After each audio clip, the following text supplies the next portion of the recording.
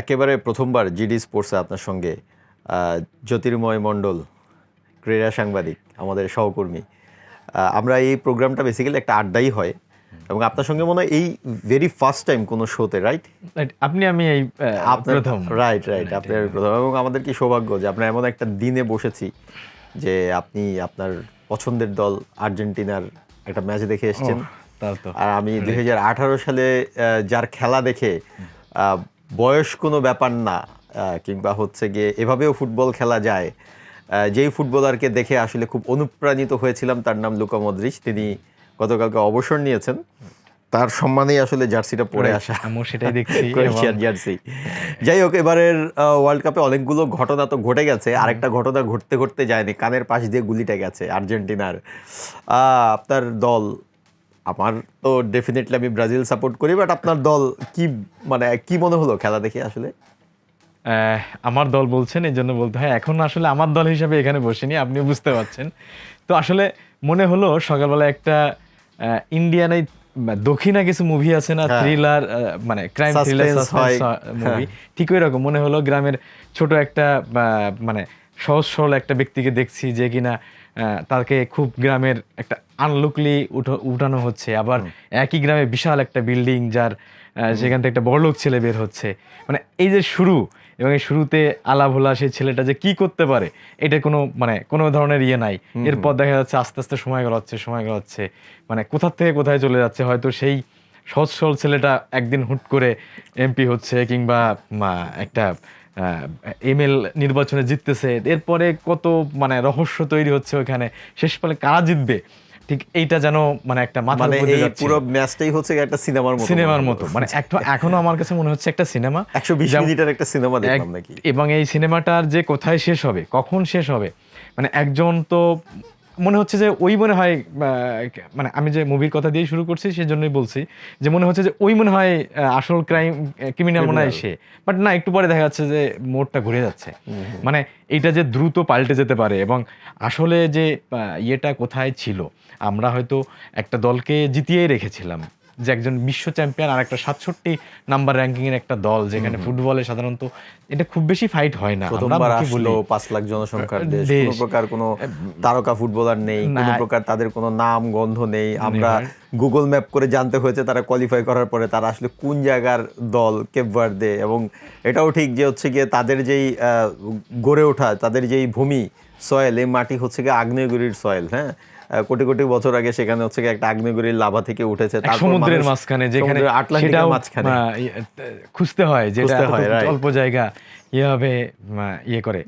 তো যেটা বলছিলাম, এই শেষ করতে করতে যে একটা শেষ মুহূর্তে পর্যন্ত অপেক্ষা, এবং কেপ ভার্দে নিশ্চিতভাবে অপেক্ষায় ছিল যে তারা এই ম্যাচটাকে যদি কোনোভাবে টাইব্রেকারে নিতে পারে, বিশেষ করে যার নাম এত অল্প একবার বিশ্বকাপে এসে বেশ কয়েকজন আমি যতদিন থেকে মোটামুটি ফুটবল দেখা শুরু করছি, হয়তো 94-তে হালকা, তখন ম্যারাডোনার এই যে জার্সিটার কথা বলছেন, ঠিক তখন থেকেই এইটা টানে যে ম্যারাডোনার বিশ্বকাপ, ব্রাজিলের দুঙ্গার বিশ্বকাপ। কিন্তু আমরা দেখছি ম্যারাডোনা, আমার বাবা কিংবা আমার যে চারিপাশে সবাই দেখছি ম্যারাডোনা, 86 টান সব মুখে, তখন ওইটা অবস্থায় আসছে। তো এই যদি পর্যায়ে যদি বলি, প্রত্যেক বিশ্বকাপে একটা আননোন ফেস থাকে, নাম থাকে, যে কিনা খুব সামনে চলে আসে এতভাবে।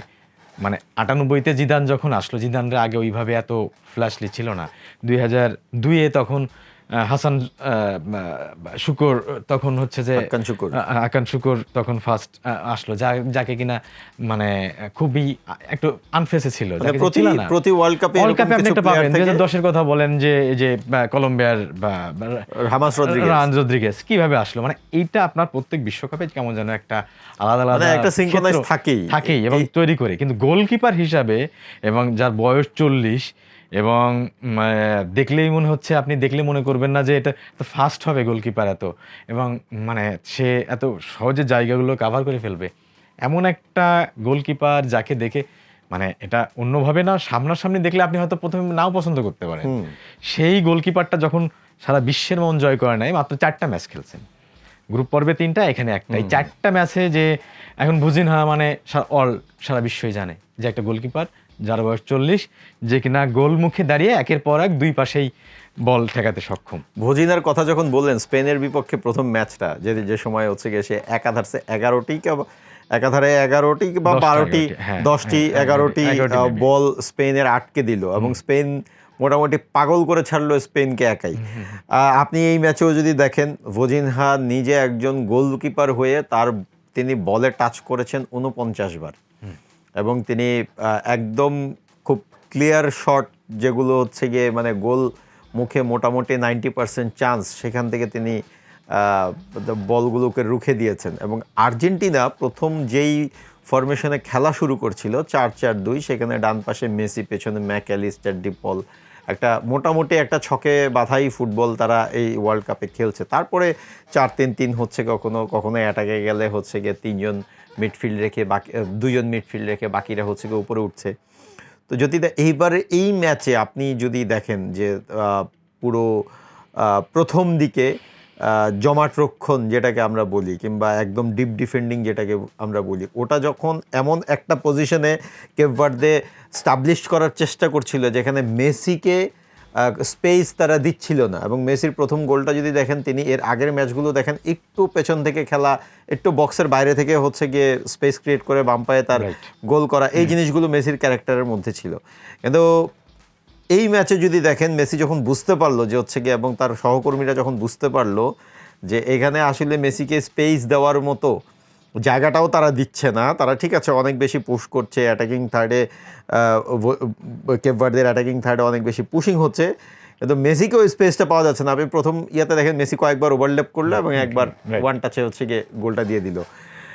এটা হচ্ছে গিয়ে একটা বড় দলের ক্যারেক্টার, যে আসলে খুব অল্প সময়ের মধ্যে ম্যাচটাকে রিড করে ম্যাচটা পাল্টে ফেলা। এই জায়গায় আমার মনে হয় কেপ ভার্দে এই জায়গায় হচ্ছে কি শেষ মুহূর্ত পর্যন্ত আসলে করতে পারেনি তাদের কাজটা। কিন্তু তারপরেও দেখবেন খুব সম্ভবত 117, 18, 19 মিনিটে তাদের কমপক্ষে 3টা চান্স, 2টা খুব সহজ সুযোগ ছিল।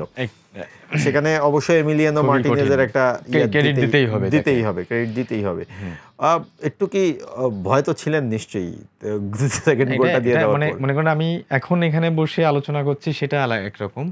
আমি যখন দর্শকের ইয়েতে ছিলাম তখন নর্মালি একটু এটা ভয়টা থাকে। আপনি যদি শুরু থেকে যে কথাটা বললেন যে আসলে যে ফরমেশনটা এইটা নিয়ে না, আমি একটু প্রথম থেকেই আর্জেন্টিনা এই দলটাকে নিয়ে আমি একটু ভাবছিলাম যে প্রথম 3টা ম্যাচ খেলার পরে চেঞ্জে আসবে। আপনি মার্টিনেজরে খেলাচ্ছে, আবার মাঝখানে আমি হয় কোনো সময় কিংবা পিছনে হয়তো মেসির পিছনে ডিপলরে, ওদিকে এনজো ফার্নান্দেজরা রাখতেছি লাউতারো মার্টিনেজের সামনে, আবার কখনো মাঝখানে রাখছি আপনার আলমাডাকে। তো এই যে ফরম্যাট, এইখানে ব্যাপারটা হচ্ছে যে কিনা গত বিশ্বকাপে দুর্দান্ত খেললেন যে আলভেরাজ, হয়তো আমি বারবার একটা কথা মনে করতে যাচ্ছিলাম, পিছনের যে ডি মারিয়াটাকে তো একটা লাগবে। এই আপনি যদি চ্যাম্পিয়ন হতে চান, শুধু মানে আর্জেন্টিনার জন্য না, এটা যে কোনো দলের জন্য একটা ডি মারিয়া লাগবে। এমন না যে আমি ডি মারিয়াকে হাই লেভেলে এই লেভেলে উঠাচ্ছি, আমি বলতে চাচ্ছি তার যে প্রসেসটা, তার ইনফেকশনটা, সে মিডফিল্ড থেকে এক দৌড়ে যায় গোলের সামনে গিয়ে কিংবা আরও নিচের থেকে যে ওইটাকে ব্যবধান করে দিতে পারে। আপনার যখন চ্যাম্পিয়ন হবেন, যখন এই ধরনের কিছু একটা করতে যাবেন, এরকম একটা কিছু লাগবে, যে কিনা শুধু আপনার ওই যে আমরা তো সবাই জানি যে আর্জেন্টিনার খেলাটা কি ধরনের ছক। একটা তারা অনেকক্ষণ ধরে বল রাখবে গোলের সামনে, কারটাবে সুযোগটা খোঁজার চেষ্টা করবে, একজন ঢুকবে, বলটা শট করবে, ধামধুম করে অন্য দলগুলো, অন্য চ্যাম্পিয়ন ফ্রান্স কিংবা আদার যে বড় শক্তির দলগুলো আছে, যেমন ডি বক্সের বাইরে থেকে কিংবা যে কোনো জায়গা থেকে তারা শুট করার চেষ্টা করে। আর্জেন্টিনা একটু ভিন্ন পন্থা অবলম্বন করে। বাট এই যে ফরম্যাটটা বললেন যে আমি যেভাবে খেলার চেষ্টা করছে প্রথম থেকে, তো আমার মনে হয়েছে যে মানে মার্টিনেজকে সে যেভাবে ক্লাবে যেভাবে খেলছে, তাকে হয়তো যেভাবে দেখতে চাচ্ছে, এখনও সে ওইভাবে লাউতারো মার্টিনেজের কথাই বলতেছি, কারণ সেই তো এখন গোল তো তারপরেই নির্ভর করবে অনেকটা। শুধু তো মেসি এখানে গোল দিলে আর্জেন্টিনা দল হিসাবে বলতেছি, সে ওইভাবে করতে পারবে না, বাট সে ব্যবধানটা গড়ে দিতে পারতেছে না। আলভারেজ নামার পরে কিন্তু কিছুটা পরিবর্তন আসছিল, সে একটু ফাস্ট হয়েছে বিধায় আমার মনে হয়েছে এটা হয়েছে। বাট এটা কম্বিনেশনটা ওদের দেখতেছি, যেটা হলো মানে মেসির জায়গায় ডি পল কিংবা এনজোর জায়গায় মার্টিনেজ, এটা হয়তো তার একটা কম্বিনেশন হয়ে গেছে।